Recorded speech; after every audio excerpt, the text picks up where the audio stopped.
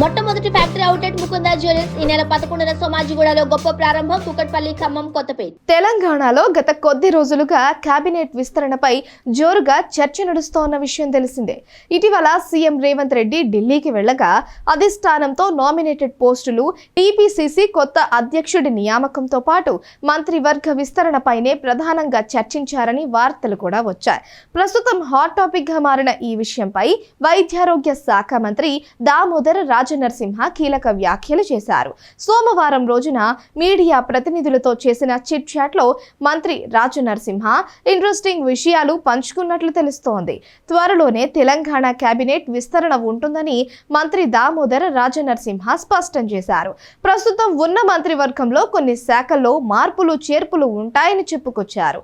ఆ మార్పుల్లో భాగంగా ప్రస్తుతం గిరిజన సంక్షేమ శాఖ మంత్రిగా ఉన్న సీతక్కకు హోంశాఖ ఇచ్చే అవకాశం ఉందని రాజనరసింహ లీక్ ఇచ్చారు.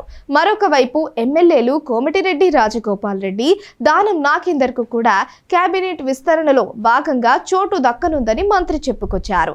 నిజామాబాద్ జిల్లా నుంచి కూడా ఒకరికి మంత్రి పదవి ఇవ్వనున్నట్లు తెలిపారు. త్వరలోనే వైద్య శాఖలోనూ ప్రక్షాళన ఉంటుందని తెలిపారు. అయితే వలస వచ్చిన నేతలకు మంత్రి పదవులు ఉండవని, పార్టీ నేతలు పదే పదే లీకులు ఇచ్చిన కండువా కప్పుకునేటప్పుడు ఇచ్చిన హామీని రేవంత్ రెడ్డి నెరవేర్చనున్నట్లు తెలుస్తోంది. కేబినెట్ విస్తరణపై రాష్ట్ర రాజకీయాల్లో జోరుగా చర్చ నడుస్తోన్న సమయంలో మంత్రి దామోదర్ రాజనరసింహ చేసిన వ్యాఖ్యలు సర్వత్రా చర్చనీయాంశంగా మారాయి. కేబినెట్ లో మరొక 4 నుంచి 6 చోటు దక్కుతుందని ఇప్పటి వరకు ప్రచారం జరగగా మంత్రుల శాఖల్లోనూ మార్పులు ఉంటాయని దామోదర్ రాజనరసింహ చెప్పడం ఇప్పుడు హాట్ టాపిక్ అయింది.